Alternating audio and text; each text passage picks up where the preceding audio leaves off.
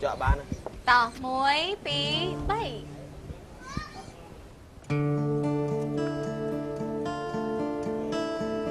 nhóm có trong bạc đây hả đấy gì bé nó mong chúng tôi làm xem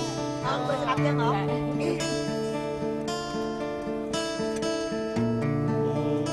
vẫn bên tích được làm những ai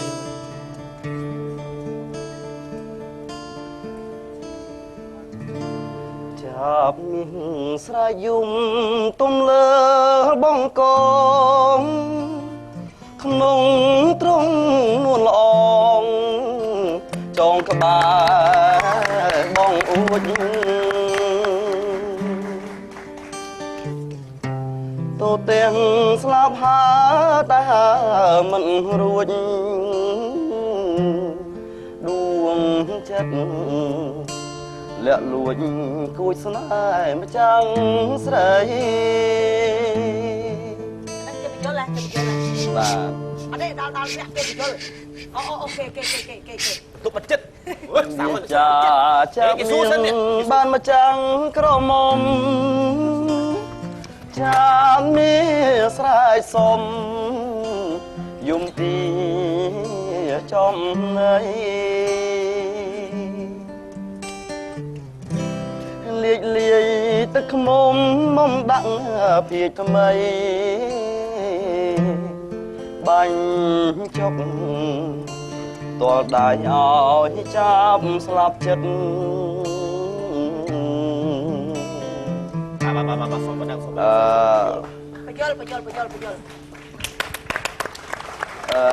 bọt nâng á ở này đừng mấy bàn ta dân thì một có chuyện phiếp luôn qua tới nó sẽ sát chạp đấy mày tay bông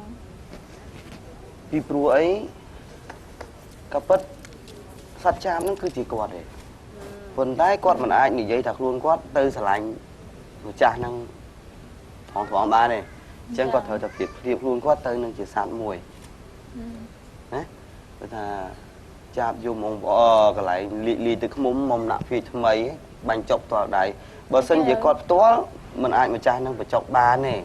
chẳng cái vậy đây phiệt thiếp tơ năng sạt bờ sân chỉ chạm miên năng chỉ quạt vĩnh quạt ba nơi chật đi năng rõ ngày hay miên ăn tuần này sòng khăn môi tiết cứ phẳng á phẳng nó cứ chiếng lơ pi để đi năng tại mà đó số phẳng chẳng bọt trong miếng bị đau nó miên là miên ăn tuần này chứ á luồng lốm em là hám hay lơ tầm cờ được lắm tức mồm em chừng anh tranh xóm phong xuống chắp trong bàn luôn xuân mọc rùa mơ đất chắp dùng ông võ sông cái đầy á nđất hiền bất đô chi vật bất chất prarthana bà chạp ấp hộp slap nông trong sài sống cha phèn cái đây tục nông hát tha bà chạp nơi ruộng pro chất mê ta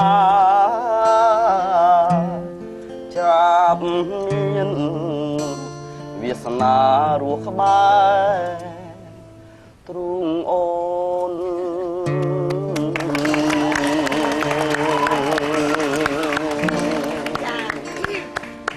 bên này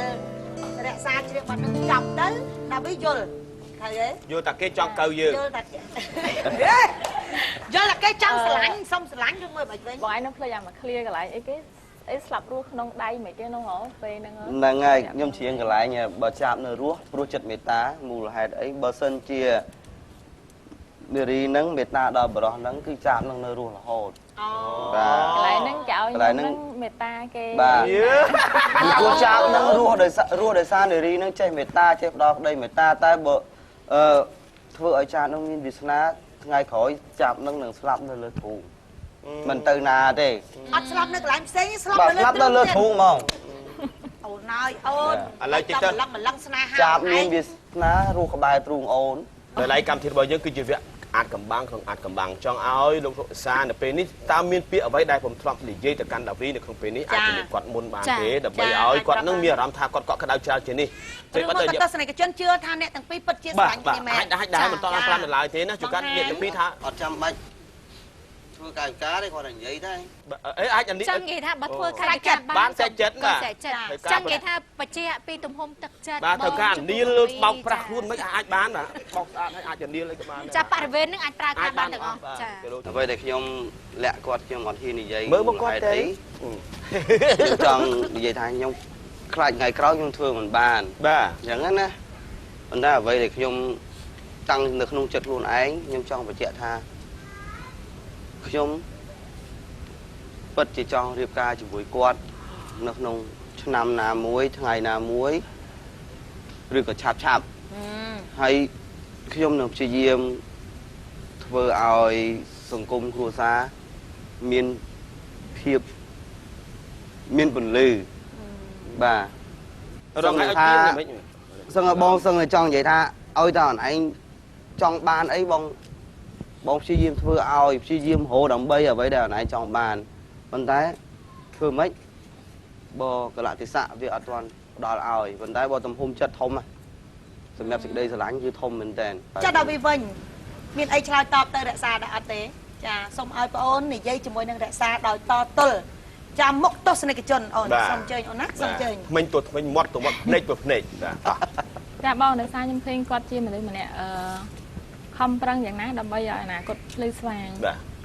អញ្ចឹងខ្ញុំជឿជាក់ថាពេលដែលខ្ញុំចាប់ផ្ដើមស្រឡាញ់គាត់មិនមែនជាបរិសុទ្ធម្នាក់ដែល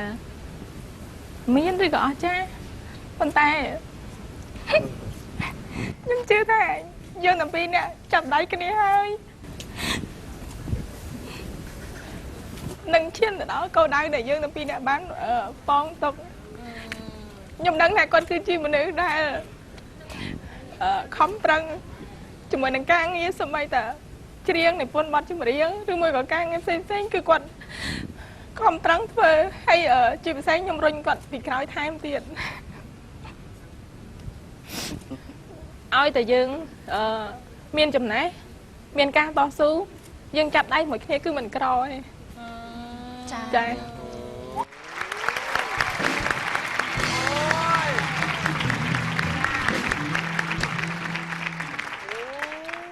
គឹមតិចទៀតទាំងពីរគាត់ថាអាចមានគម្រោងថានឹងរៀបចំឲ្យពីពីឬក៏ចូលរោងការនៅថ្ងៃណាដែរហើយតាមគម្រោងរបស់ខ្លួនបាទ តាមពិតបងក៏ចង់ការមកខ្ញុំពេលដែលត្រឡប់មកពីអូស្ត្រាលីភ្លាមប៉ុន្តែដោយសារខ្ញុំសុំពេលវេលាគាត់រហូតដល់ឆ្នាំ 2018 ឆ្នាំ 2018 មូលហេតុអីដែរបាទ ខ្ញុំយកលុយដល់រកបានហ្នឹងបង្កើតមុខរបរថែមទៀត ថែមទៀតសិនគឺថារងមកទៀតសិនណា ចង់ឲ្យមានមុខរបរច្រើនសិន ចាច្រើនឲ្យយើងនឹងនៅក្នុងដៃចា អរគុណ យើងបានសម្ភាសគូស្នេហ៍ជាច្រើនចាទី1គឺលោកប៉ាន់ចម្រុងមិនទាន់ដឹកដៃដាលីចូលរោងការទី2កញ្ញាគង់ច័ន្ទស្រីមុំ គង់ច័ន្ទស្រីមុំជាមួយនឹងលោកសីហាក៏មិនទាន់បានដឹកដៃចូលរោងការ